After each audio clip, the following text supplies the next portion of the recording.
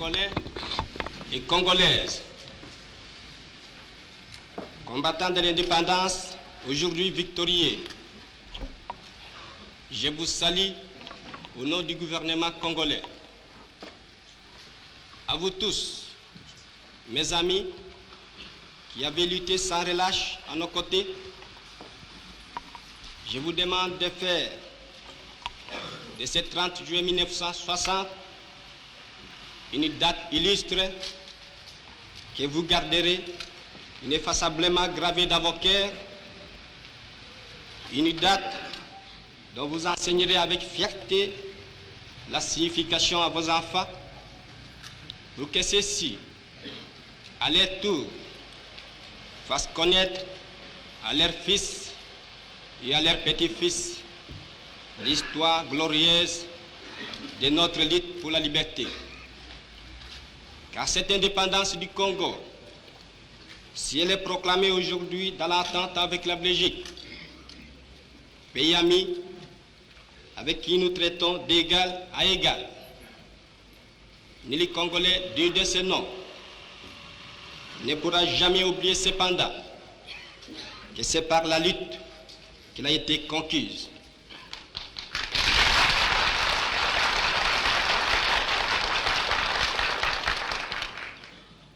Une lutte de tous les jours, une lutte ardente et idéaliste, une lutte dans laquelle nous n'avons mélangé ni nos forces, ni nos privations, ni nos souffrances, ni notre sang.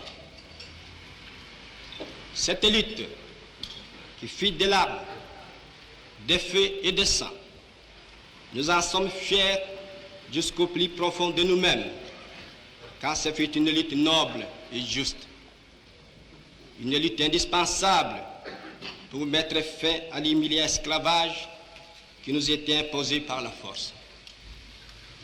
Ce qui fit notre sort à 80 ans du régime colonialiste, nos blessures sont trop fraîches et trop douloureuses encore pour que nous puissions les chasser de notre mémoire.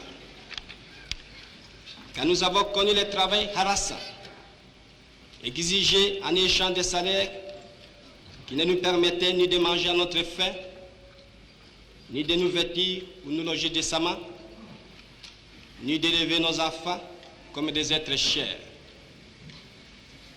Nous avons connu les ironies, les insultes, les coups que nous devions subir au matin, midi et soir, parce que nous étions des nègres. Qui oubliera qu'à un noir, on disait tu, non certes comme à un ami, mais parce que les voix honorables étaient réservées aux seuls blancs.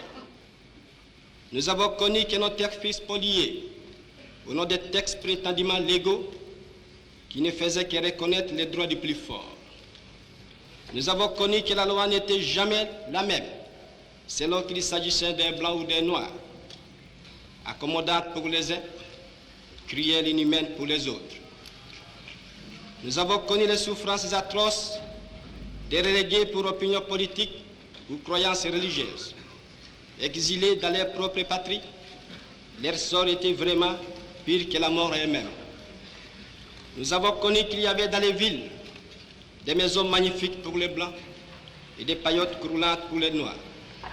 Que les noirs n'étaient admis dans les cinémas, ni dans les restaurants, ni dans les magasins européens. Que les noirs voyageaient à même la coque de péniche, au pied du blanc dans sa cabine de luxe. Qui oubliera enfin les fusillades où périrent tant de nos frères. Les cachons furent brutalement jetés, ceux qui ne voulaient plus se soumettre au régime d'injustice, d'oppression et d'exploitation.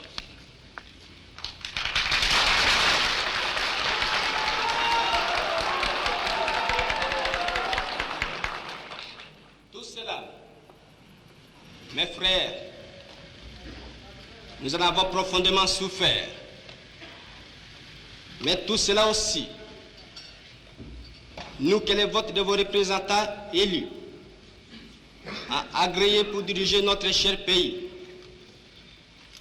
nous qui avons souffert dans notre corps, et dans notre quai de l'oppression colonialiste, nous vous le disons, tout cela est désormais fini.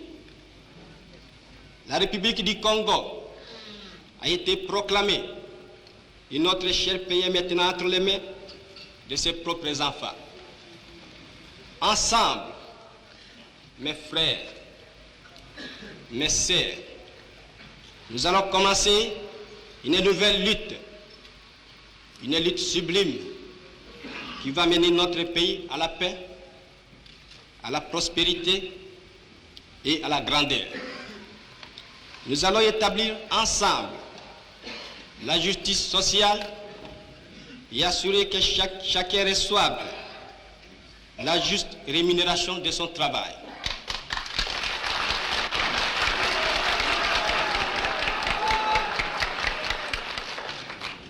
Nous allons montrer au monde ce que peut faire l'homme noir quand il travaille dans la liberté. Et nous allons faire du Congo le centre de rayonnement de l'Afrique tout entière. Nous allons veiller à ce que l'été de notre patrie profite véritablement à ses enfants.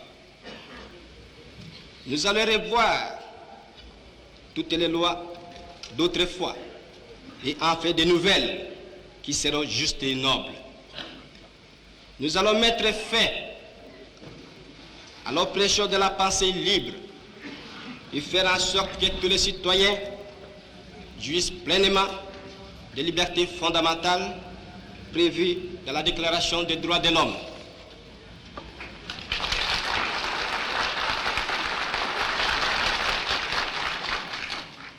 Nous allons supprimer efficacement toute discrimination, quelle qu'elle soit, et donner à chacun la juste place que lui vaudra sa dignité humaine, son travail et son dévouement au pays.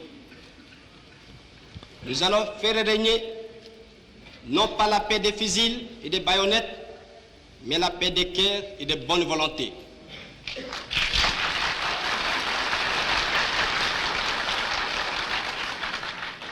Et pour tout cela, chers compatriotes, soyez sûrs que nous pourrons compter non seulement sur nos forces énormes et nos richesses immenses, mais sur l'assistance de nombreux pays étrangers dont nous accepterons la collaboration chaque fois qu'elle sera loyale et ne cherchera pas à nous imposer une politique quelle qu'elle soit.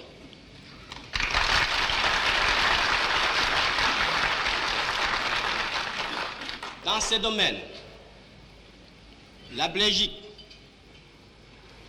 qui comprenant en fait l'essence de l'histoire, n'a pas essayé de s'opposer à notre indépendance, est prête à nous accorder son aide et son amitié, et un traité vient d'être signé dans ce sens entre nos deux pays égaux et indépendants.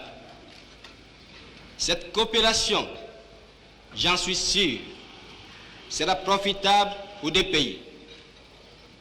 De notre côté, tout en restant vigilants, nous saurons respecter les engagements librement consentis. Ainsi, tant à l'intérieur qu'à l'extérieur, le Congo nouveau, notre chère République, que mon gouvernement va créer, sera un pays riche, libre et prospère. Mais pour que nous arrivions sans retard à ce but, vous tous, législateurs et citoyens congolais, je vous demande de m'aider de toutes vos forces. Je vous demande à tous d'oublier les querelles tribales qui nous épuisent, qui risquent de nous faire mépriser à l'étranger. Je demande à la minorité parlementaire d'aider mon gouvernement par une opposition constructive et de rester strictement dans les voies légales et démocratiques. Je vous demande à tous de ne reculer devant aucun sacrifice pour assurer la réussite de notre grandiose entreprise. Je vous demande enfin de respecter inconditionnellement la vie et les biens de vos concitoyens et des étrangers établis dans notre pays. Si la conduite de ces étrangers laisse à désirer, notre justice sera prompte à les expulser du territoire de la République. Si par contre leur conduite est bonne, il faut les laisser en paix, car eux aussi travaillent à la prospérité de notre pays. L'indépendance du Congo marque un pas décisif vers la libération de tous les continents africains.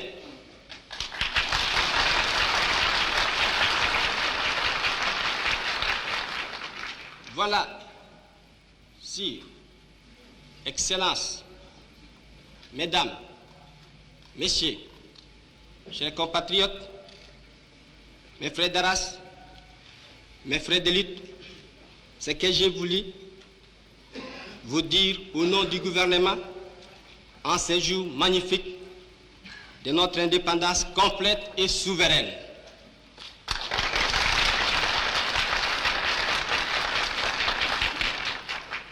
Notre gouvernement fort, national, populaire, sera le salut de ce pays.